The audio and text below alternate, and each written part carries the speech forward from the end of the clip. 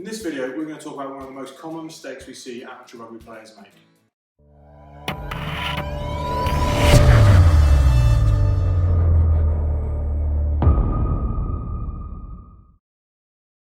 Hi guys, Jamie Bain here from Renegade.com, where we help rugby players get stronger, fitter, faster and stay injury free so they can dominate their opposition on the rugby field.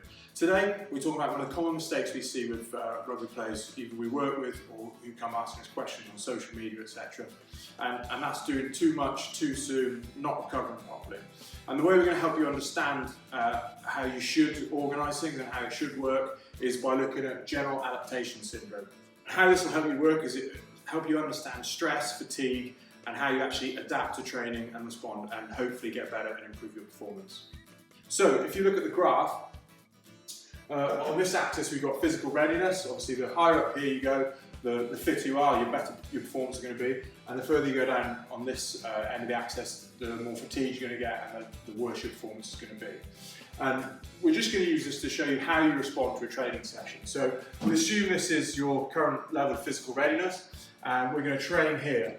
And obviously, as you know, training creates fatigue, so that will actually reduce your physical readiness. But the body's really good at adapting and responding to this fatigue, this stress that we put on our bodies. So over time, we recover, and what we see is what we call supercompensation, so where you adapt greater than your previous level, so your performance is improved by that much. And obviously, we can't really gauge that by anything yet, but the idea is we get better in some sort of physical attribute depending on what we're trying to train.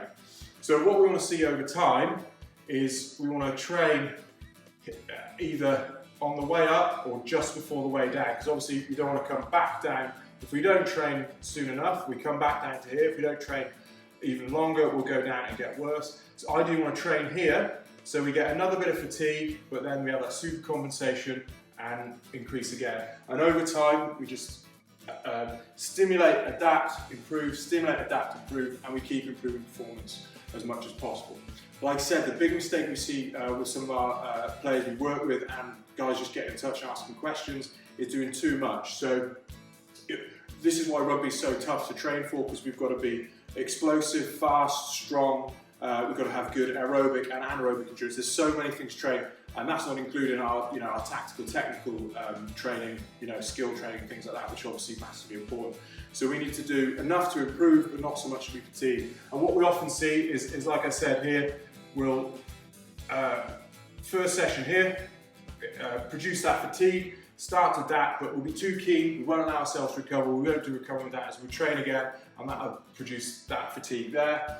And again, train again there, that will increase that fatigue there. And yeah, we might come better and have some improvements, but we're not going above that baseline. What we want is for that baseline to go higher each time we train. So, key things to take away: understand fatigue and being able to recover, and also not trying to train everything. Pick one or two physical qualities. Usually when we start with guys, it's usually strength and speed. If you focus on those first, you'll get good improvements in other physical qualities as well. And making sure you recover between sessions. So what we want to see is stimulate, fatigue, recover, but super compensate, so going up, stimulate, get that fatigue, recover well, come back to here, and then keep going up, so that trend is there, and this line is coming up, so our new baseline is here. Make sense? Another thing worth talking about is this highlights the fact that training is just a stress. So like we said about recovery is important.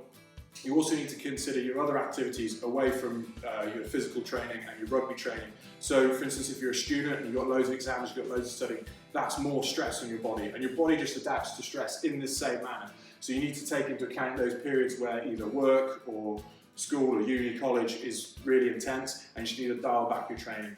Likewise, as you see when you come to more important periods of the season, like the end of the season, you're trying to get to semi-finals, finals, and finish and win the league, where performance is so important. Sometimes as we get closer to the summer, we see that some of this physical training increase.